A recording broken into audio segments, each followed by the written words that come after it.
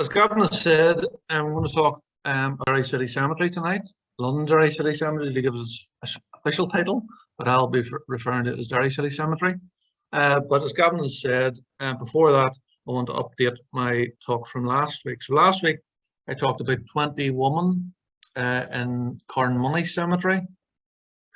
And then that was last Tuesday evening. And then on Wednesday evening, I found out about another person, another lady who's buried there that I didn't know about. So it's this lady, Lyra McKee. So it kind of ties in a little bit with tonight's talk, because sadly Lyra was murdered up in Derry, not far from the cemetery that I'll be talking about tonight.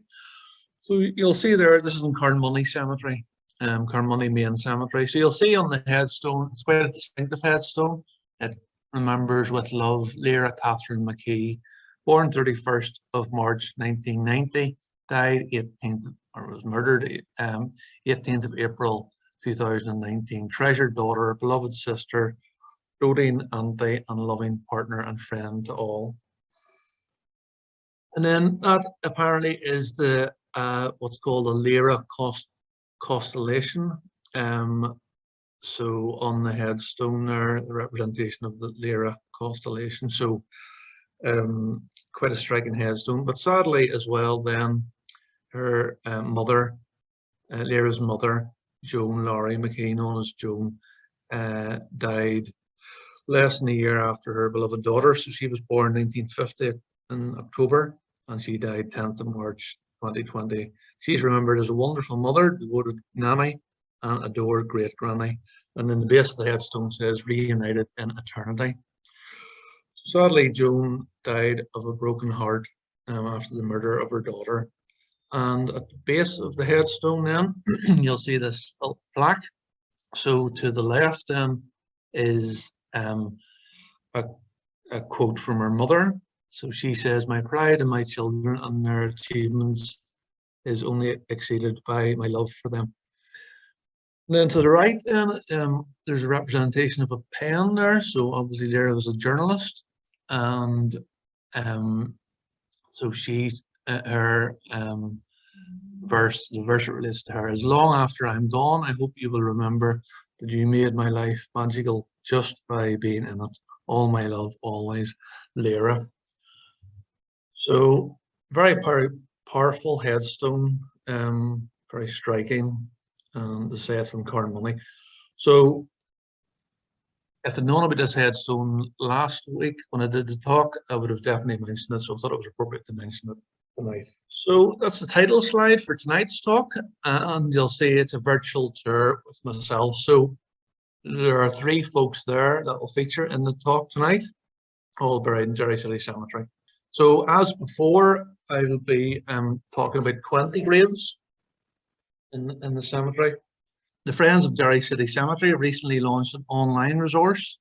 It's available at www.derrystrabane.com/cemetery records, and it details burials in the cemetery from 1853.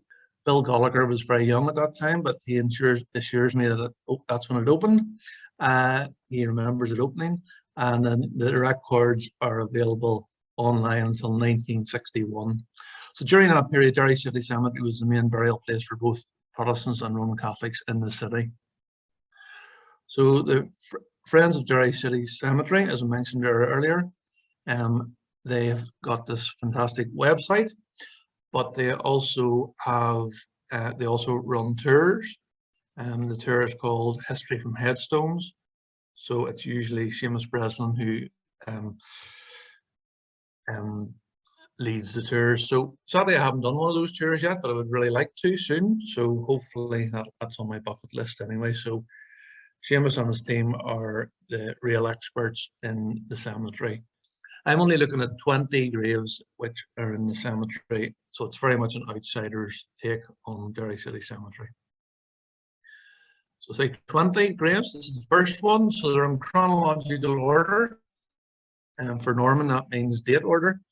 And so this is the first one. You'll see it says on the headstone, it commemorates Cheatham Eames, member of the Royal College of Surgeons in Ireland, died on 20th December 18 1858. So in other words, 5 years after the cemetery opened, aged 23 years.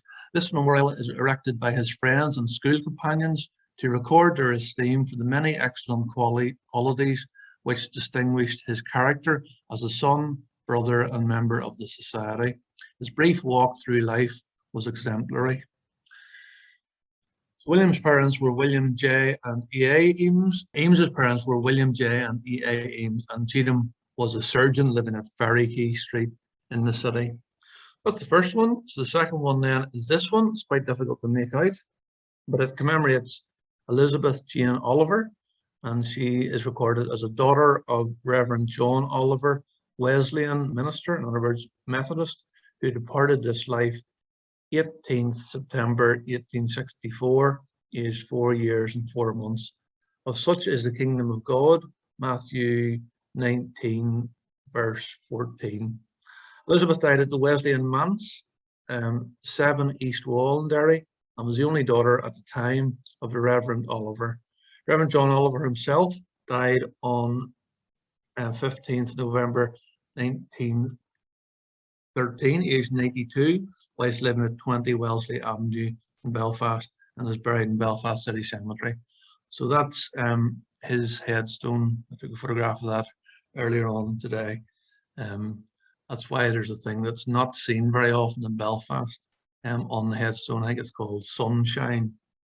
So also buried in this plot is in Belfast is Reverend Oliver's wife, Elizabeth Hannah Oliver, who died on the 24th of June 1903, aged 76. Again, whilst living at 20 Wellesley Avenue. Also buried in the grave of Margaret Jane Oliver, who died at 3 Sandhurst Road in Belfast on the 23rd of October 1956, aged 91.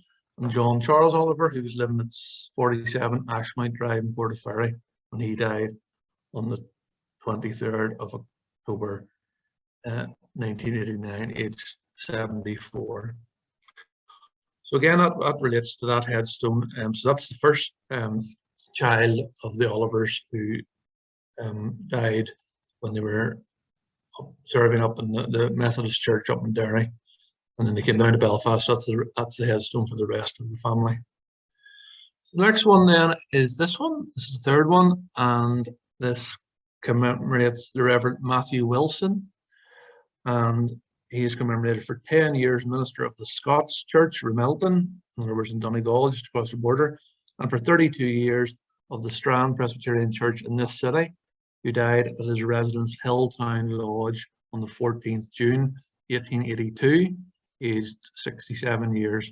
Also his wife Abigail Crawford, daughter of Reverend James Crawford of this city, born in Derry, 12th October 1820, died in Belfast 11th December 1900. Also commemorated on another panel at this headstone, but not the one you can kind of partially see, it's on the other side, is their son, the Reverend Samuel Law Wilson, M.A.D.D., in other words, Master of Arts, Doctor of Divinity, minister successively of the First Presbyterian Church, Dungannon, Trinity Church, Cork, and York Street, Belfast, and Professor of Christian Ethics and Practical Theology, Assemblies College, who entered into rest 1st June 1917, aged 63 years.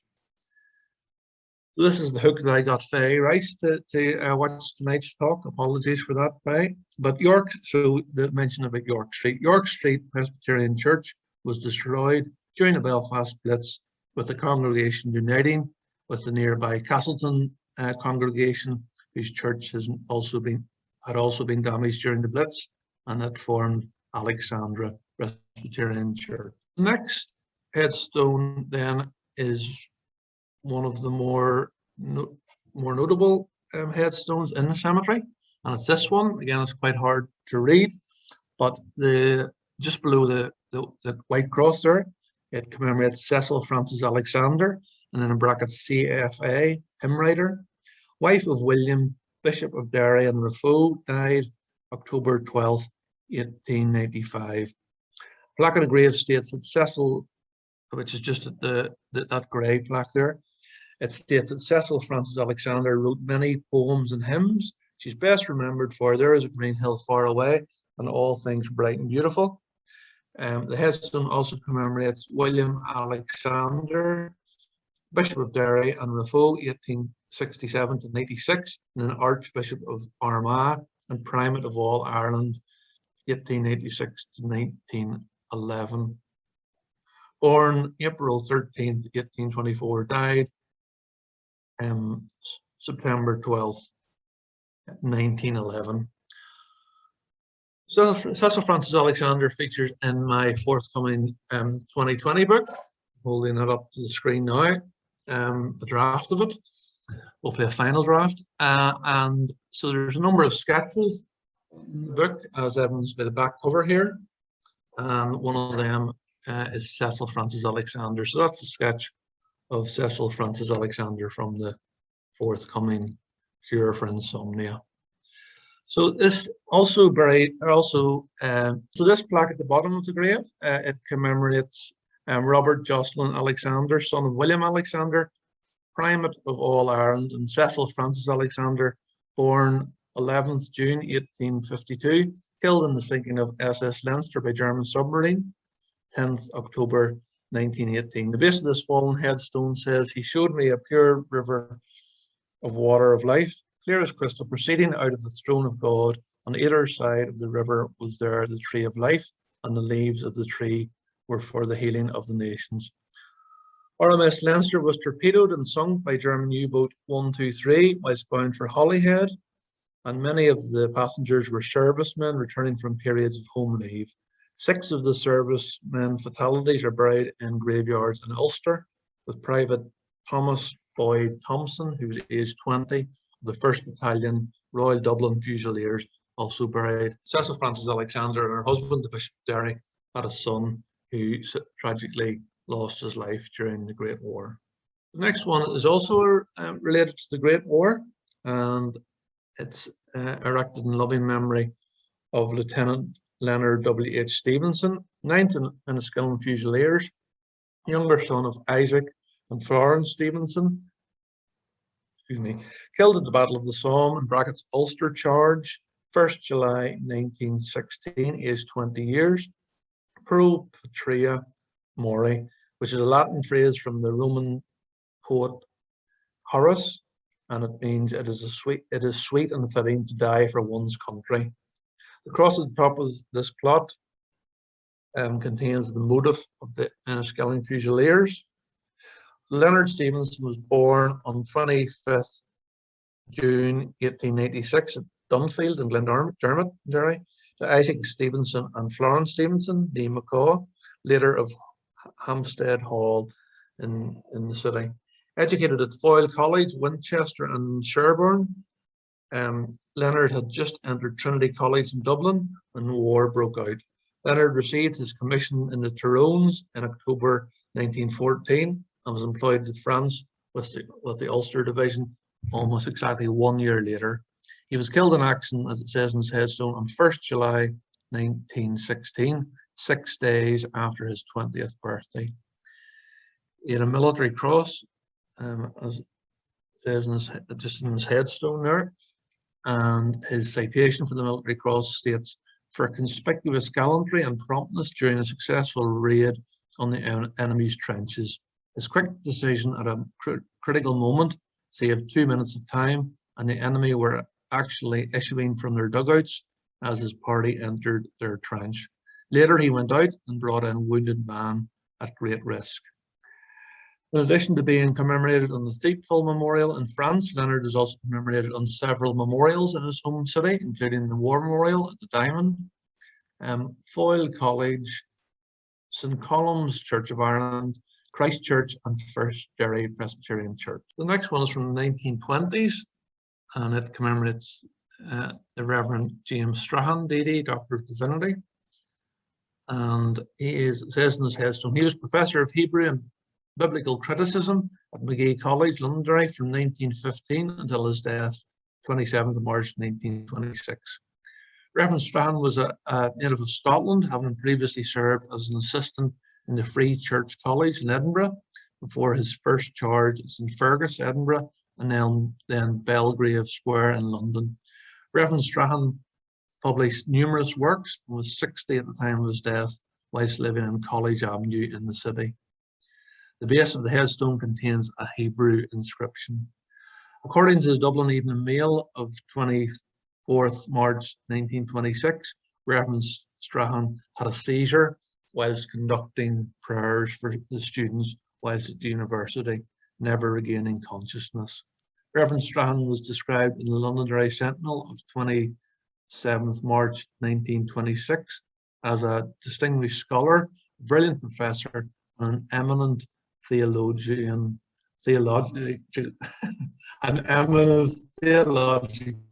literature. He has shed lustre on the city's college.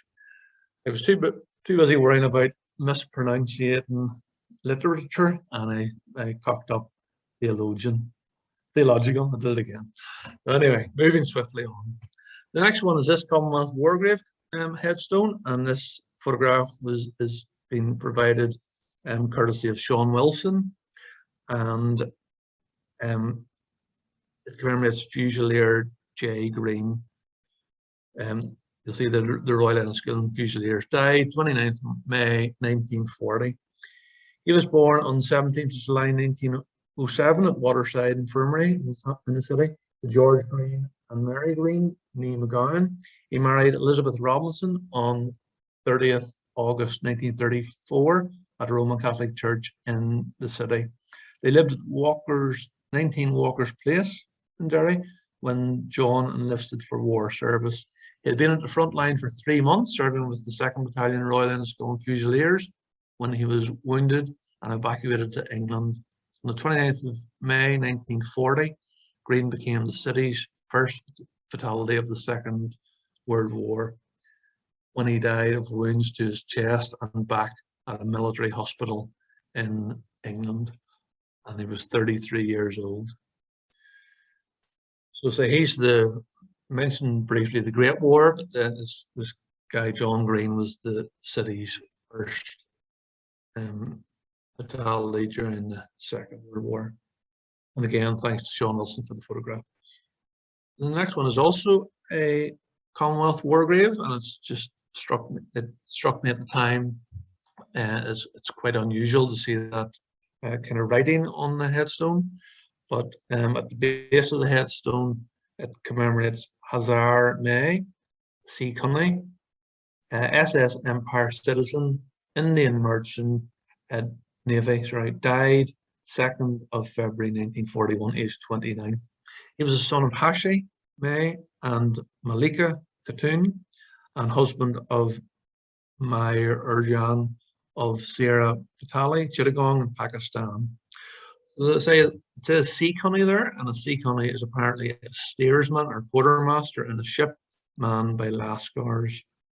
So that's quite not the type of headstone you expect to see in Derry City Cemetery. So when people talk about the German raids on Northern Ireland during in 1941, during the Second World War, they often refer to the Belfast Blitz, and truly, and right enough, the majority of victims of the Belfast Blitz did die in Belfast. But there are a number of other people that died in other locations, including, for example, Ards, where there was a number of servicemen killed there in a deliberate attack on Ards airfield. But there's also people who died in Bangor and also White House outside Belfast, but also up in Derry. So this is this plaque.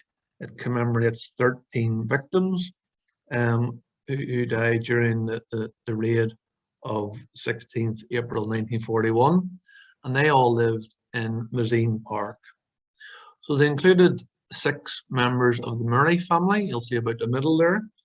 They lived at number 59 Mazine Park in the Shintallow district, and they were killed during the air raid, as I say, on the 16th of April 1941. William S. Murray, who had served in the Irish Guards in the Great War, he married Mary, known as Molly O'Gorman, on 26th of December 1922 in the city. Murray was serving as a sergeant with the local defence volunteers when he was killed at the age of 50, along with his wife, who was aged 39, and their children, Ita, 13, Kathleen, 11, Philomena, 10, and Sheila, who was only 10 months. They were buried following a Requiem Mass in Derry's Roman Catholic Cathedral on the 18th of April, 1941. To say all these victims of the German air raid were living in Mazine Park. Mazine Park is a colony of houses built for veterans of the Great War, and it was built by the Irish Sailors and Soldiers Land Trust. It's ironic somewhat that the only people that were killed in the German air raid in 1941 in Derry were living in a development built for servicemen from the Great War. So sadly, I have no photograph of that headstone, and I think it's perhaps because a headstone doesn't exist for it. I have found a headstone in there, victims of the German air raids, but not the Murray one. Next one then is this one. It's a kind of a screen grab off the computer, so apologies, it's not terribly clear. But commemorated on the headstone to the left is Richard Blytho, Flight Sergeant RAF VR, in other words, Royal Air Force Voluntary Reserve, killed in action, Ruhr Dams, 17th May 1943, aged 23 years, interred in City Cemetery, Borken, Germany. Richard was born on 19th January 1920 in Derry City. His father, William, was a commercial traveller in the seed business, and he was originally from Cornwall.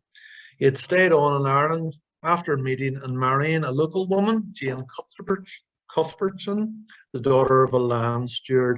In 1927, the family moved to England, where their son Richard joined the RAF in 1940.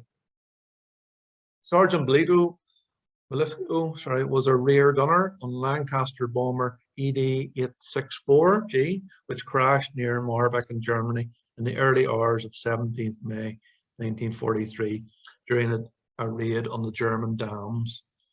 So in a press article a couple of years ago, Richard was referred to as Derry's Dam Muster, and Richard is portrayed in that photograph. I think he's the gentleman to the right of the photograph, the only one with doesn't have both his hands in his pockets. Richard is now buried in Reichswald Forest War Cemetery, having been reinterred after the war from his original grave in Borken, as recorded on his headstone. In 1946, 3 years after the death of their only child, Richard's parents returned to Northern Ireland, where they lived in Portrush for the remainder of their lives. So that's Derry's Dam Muster. The next one is also from the interwar period, and you'll see there about the middle of the head, Sir Frederick James Symonds, Mayor of Londonderry, 1940 to 1945, who died 9th October 1955, aged 88 years.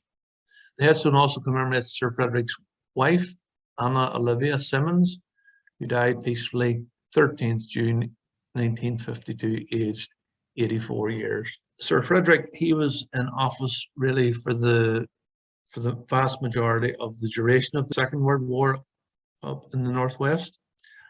And so his term in office certainly coincided with interesting times, with thousands of American military personnel in the city. The German Luftwaffe bombing the city in 1941, as I mentioned earlier, and then near the end of the war on the 14th of May 1945, the German Atlantic Fleet surrendering at Lissanally. So that's an interesting guy there, Sir Frederick Symonds. So this is the next one then, a little bit more. It's from the Troubles, and it commemorates Eamon Lafferty. It says OC, in other words, Officer Commanding, 1st Battalion Derry City Brigade Provisional, killed in action 18th August 1971, aged 19 years. Base of this headstone, which features a photo of Eamon and 2 rifles, states "Our son Na Erin," which translates to "for the sake of Ireland," and was erected by the Eamon Lafferty Cunane, Derry, and Longcash. So in other words, Longcash being the prison. Eamon was shot dead during a gun battle with the army in the Craigan, with a Celtic cross, mural, and plaque close to the spot where he died on the cemetery wall at Kildrum Gardens. Should have gone to Specsavers. Commemorated at this headstone is also Eamon's mother, Maureen. She died 26th June 1988. His father, John, known as Johnny, he died 3rd May 1987, and a baby grandson, Martin Newton, who died 6th April 1986. So that's one of a number of Troubles victims in the cemetery. And I'll mention, no, that's the only one I'll mention tonight, sorry. So the next one then is for anybody musical that might be tuned in. I'm not looking virtually at anybody in particular, Mum. This is the final resting place of Clement Joseph Hahn, and you'll see there School of Music in Aachen in Germany, organist and choir master, St Eugene's Cathedral, Derry, 1931 to 1981, died 4th October 1981, aged 73 years. Also a dear wife and mother, Eva née O'Leary, died 15th February 1998, aged 71. Be still and know that I am God, and sing a new song to the Lord. And then Christ is Vincent, Christ is regnant, Christ is parent. And this last line in the headstone is from the Lauds Regai, a hymn used in the rites of the Roman Catholic Church. Kevin's father was Alphonse Hahn, who came to Ireland from Germany in 1884. He was also an organist, in his case in St Mel's Cathedral in Longford, until his death in 1909, 1 year after his son Clement was born. The son of Clemens was Father Carl Hahn, a Roman Catholic priest who was ordained at Maynooth in 1981.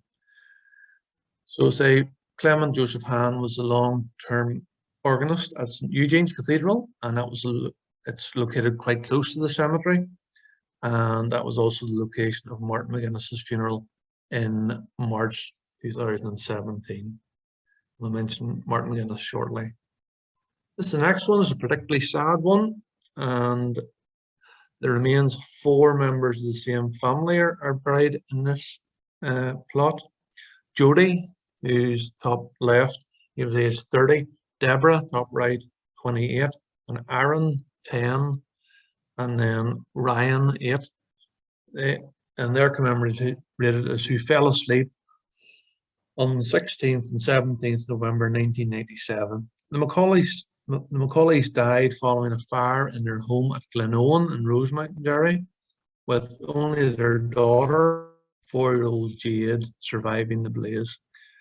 Fire service was alerted to the blaze at about 3:30 a.m. and neighbours had tried unsuccessfully to rescue the family from their terraced house.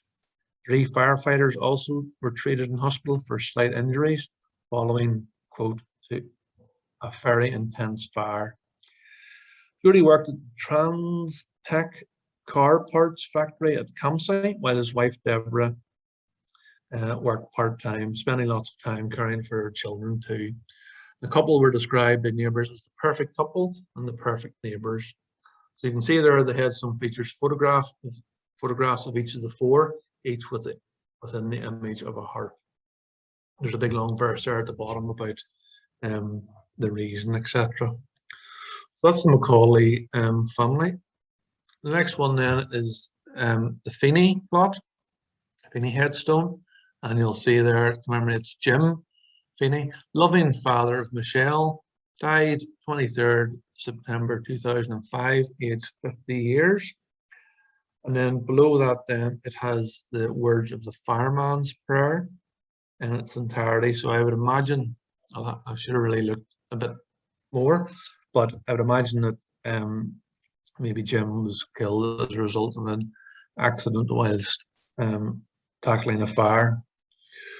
The fireman's prayer, which says on the headstone there, goes as follows: when I am called to duty, God, and whenever flames may rage, give me the strength to save some life, whatever be its age. Help me to embrace a little child before it's too late, or some older person from the horror of that fate.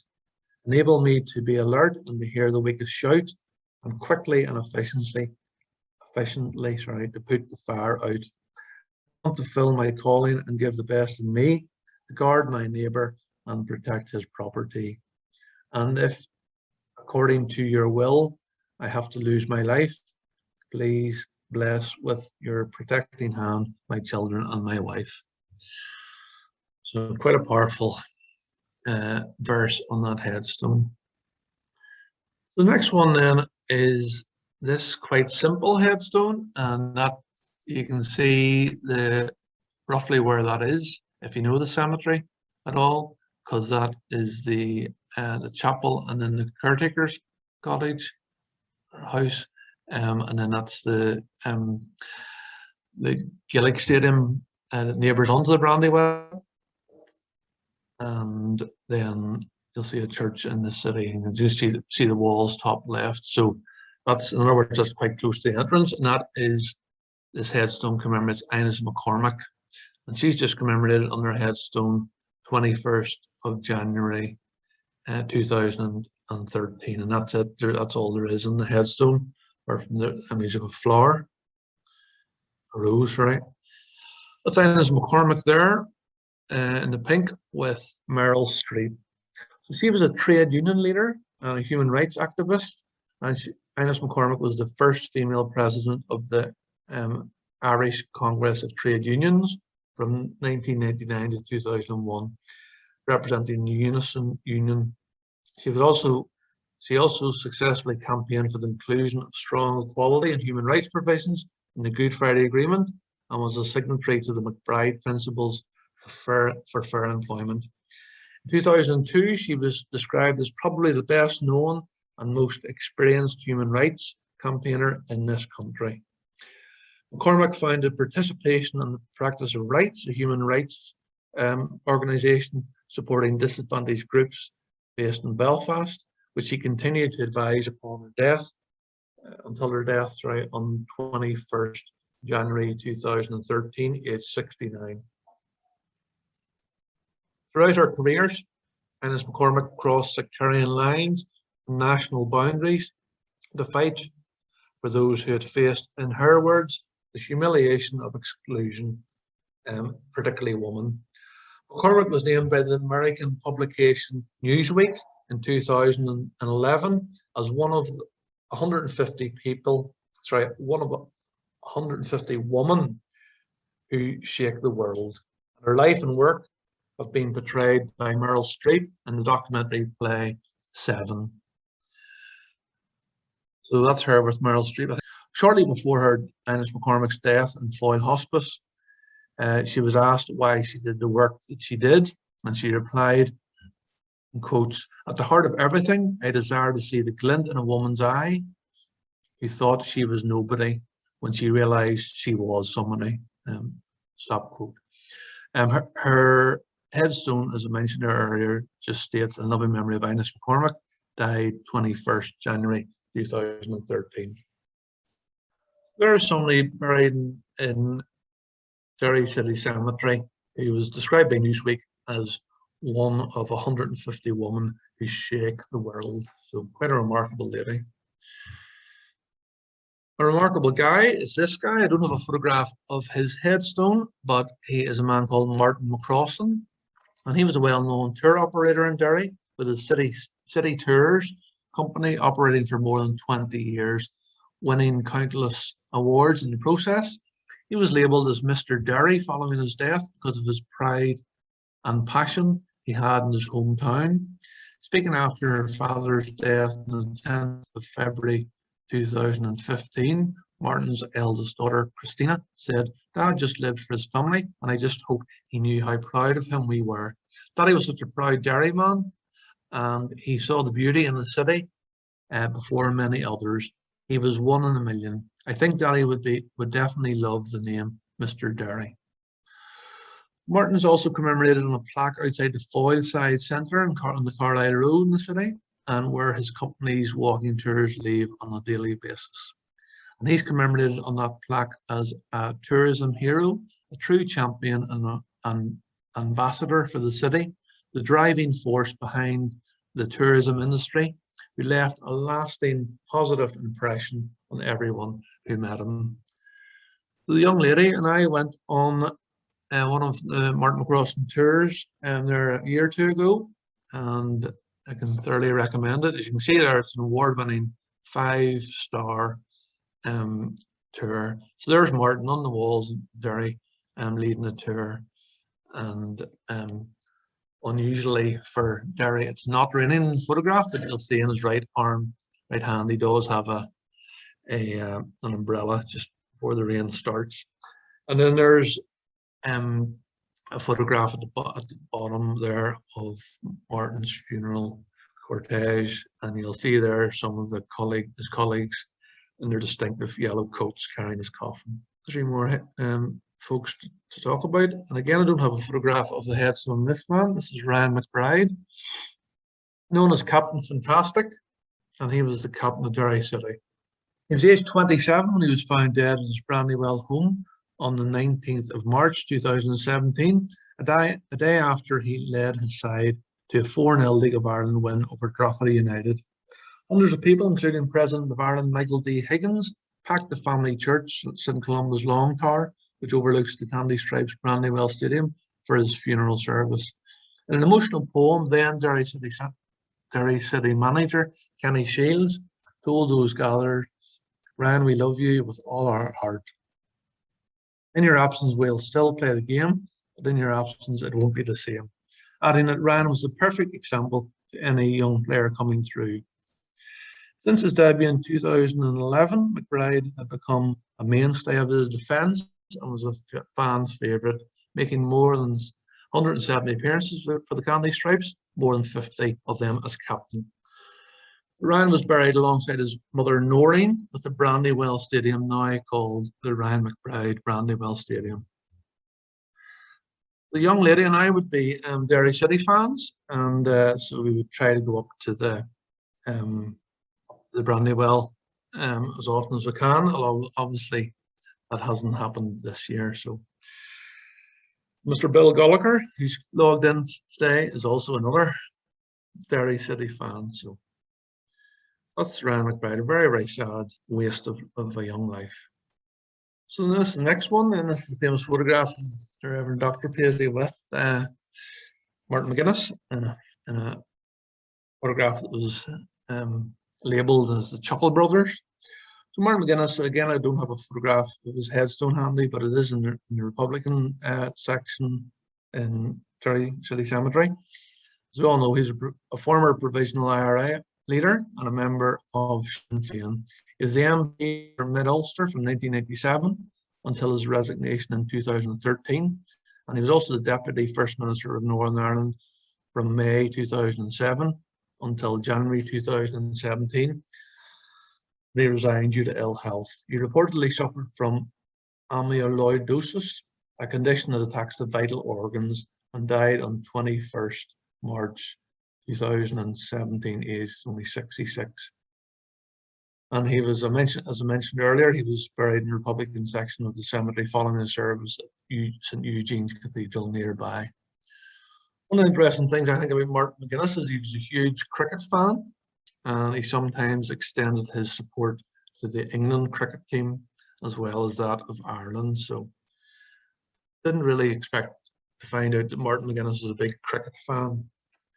So the last headstone is there's not a well, there wasn't a headstone up at the grave until relatively recently, perhaps. But you'll see there's a temporary wooden cross, and it's in loving memory of John Hume, died 3rd August 2020, and it just says rest in peace. And then there's a photograph bottom right of John Hume's plot, and you can see in the background, that's the Ryan McBride Brandywell Stadium in the background. There's John Hume there.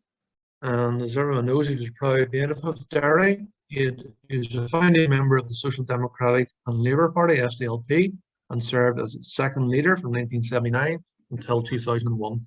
He also served as a member of the European Parliament and a member of the UK Parliament, as well as a member of the Northern Ireland Assembly.